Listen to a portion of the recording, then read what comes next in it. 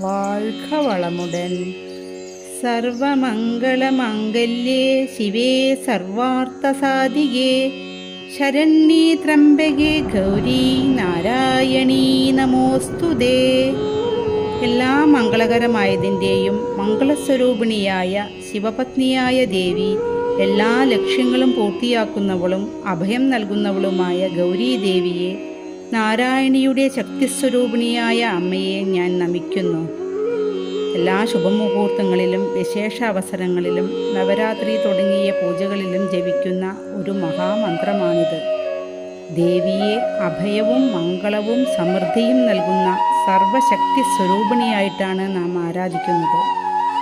മാർക്കണ്ഡേയ പുരാണത്തിലെ ഒരു ഭാഗമായ ദേവീ മഹാത്മ്യത്തിലെ വളരെ പ്രസിദ്ധമായ ചണ്ഡികാ ഹൃദയ സ്തോത്ര മഹാമന്ത്രമാണിത്.